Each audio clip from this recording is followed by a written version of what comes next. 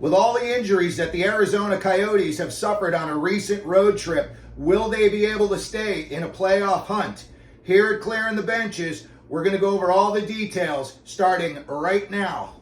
Now, a couple of weeks back, Coyotes injuries problems started. The injury bug started biting. Defenseman Travis Dermott, who's been playing really well for them, he was bought in the offseason. He's got an upper body injury. He's going to be out about another week from the time that we're making this video. Last week, forward Jack McBain, a guy who's usually at the top of the list in NHL hit leaders, took a nasty fall right near the boards. His knee went in hard. He tried to give it a go. He skated one more shift, and he's been out since. It says he was put on short-term IR, and again, he should be back soon this week, and boy, will the Coyotes need him. Defenseman Juuso Valimaki in the game against Dallas this past week took a puck to the face. It hit him flat. That's the worst way you could possibly get hit with a puck, flat. You would much rather have it on edge. It's so much less impact.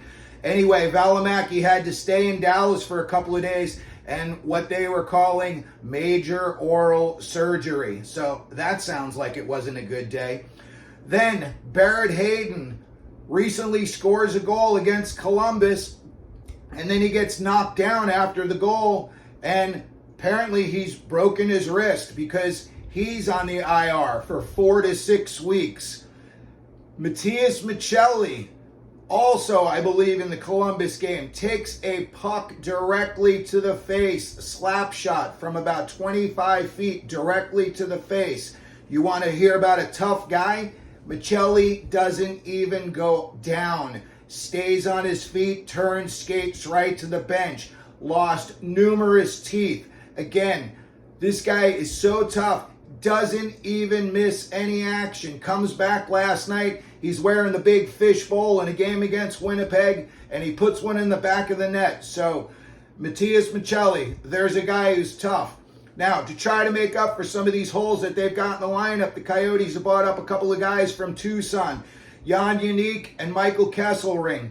Kesselring is more of an offensive guy. He's a bigger guy. He hits a little bit more than what their defensemen are doing right now, so he'll be a welcome addition. He played well last night against Winnipeg. Currently, the Coyotes are 8-7-2. They've got 18 points. They're tied for a wild card spot. Right now, even despite all of the injuries, and Dylan Guenther is leading the Tucson Roadrunners in scoring. There's no talk of bringing him up. A defenseman that's always doing well down in Tucson, and he'll be on the Coyotes sooner than later, is Maxim Zuber. If they get hit with any more defensive injuries, I would not be surprised if he was the guy that they got called up. The next stretch for the Coyotes is going to be a nasty one.